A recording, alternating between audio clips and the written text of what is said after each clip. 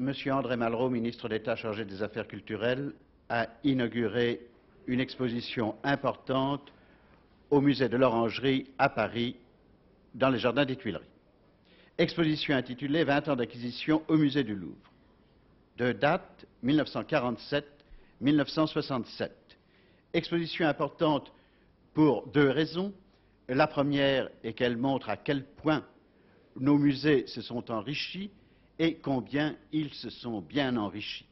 Il s'agit d'une sélection des acquisitions des musées nationaux, mais il s'agit également, pour le visiteur, d'un aperçu très étonnant de l'histoire de l'art sur une période de 4000 ans à peu près, puisque les objets les plus anciens ont plus de 2000 ans avant Jésus-Christ et que les plus récents sont de la première moitié de ce siècle. Monsieur André Malraux, 20 ans d'acquisition, cela veut dire acquisition, achat, mais aussi don. Dans quelle proportion, à peu près, dans quel esprit? La proportion semble être, à l'heure actuelle, à peu près de 3 à 1, c'est-à-dire 3 fois plus de dons que d'achats. Mais ce qu'il faut bien comprendre, c'est qu'étant donné les prix de la peinture moderne, la France n'aurait pu acheter aucun des tableaux véritablement importants qui sont ici. Certaines collections sont représentées par un tableau ou par deux tableaux, la collection Walter, bien d'autres. Il convient de se dire, lorsque nous sommes en face de tel Van Gogh, en particulier l'église qui est ici, que la valeur de ces tableaux aujourd'hui est de l'ordre d'1 milliard.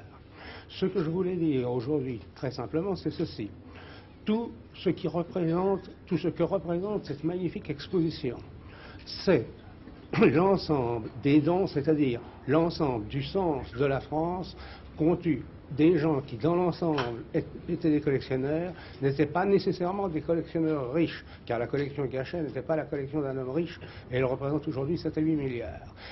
Riches ou pas, peu importe, ce sont les hommes, les femmes qui ont eu le souci de la France, et non seulement nous leur devons l'exposition que chacun pourra voir ici et qui est magnifique, mais nous leur devons encore, en fait, la quasi-totalité aujourd'hui de notre peinture moderne.